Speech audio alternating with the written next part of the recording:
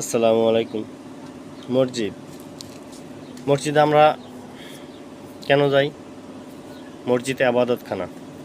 এখানে আমরা সালাত আদায় করার জন্য যাই, আল্লাহর হুকুম ফরজ পালন করার জন্য যাই। এখানে ক্ষমতা দেখানোর জায়গা না। আপনি ধনী গরিব বা কালো বা বেটে বা লম্বা, আপনি কি যেই হন, এখানে আসলে এটা ম্যাটার করে না।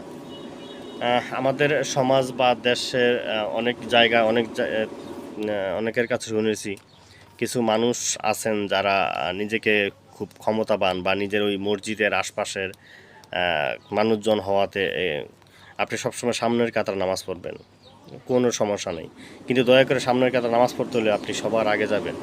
আপনি যখন দেখবেন কোনো মানুষ নেই, আপনি যখন যেখানে খুব জায়গা পান আপনি সামনে বসবেন। কিন্তু আপনি দুনিয়ার সমস্ত কাজকর্ম সেরে আপনি সবার লাস্টে যে পিছন থেকে বিলি দিতে দিতে যে দেখি দেখি দেখি করতে করতে সামনের কাতারে থেকে একজন পিছনে পাঠিয়ে দিবেন আর বলবেন এগুলো তো আমরা বসি, এখানে আমার জায়গা। এটা বলবেন না প্লিজ, এটা বলার জায়গা না। দিন শেষে আমার একটা রিকোয়েস্ট থাকবে, আপনি আগে মানুষ হন, পরে আপনি মসজিদে যান। কারণ আপনি যে কাজটা করে থাকেন, আমরা যে কাজটা করে থাকি, আমরা তো মানুষই না। কোনো সুস্থ মস্তিষ্কের মানুষ, কোনো ইসলাম সম্পর্কে ন্যূনতম জ্ঞান থাকলে এই কাজটা আসলে আমরা করতে পারি না। এটা আসলে আমাদের সাথে যায় না, আমরা ইসলাম আমাদের এই শিক্ষা দেয় না। দয়া করে এই কাজ থেকে বিরত থাকবেন।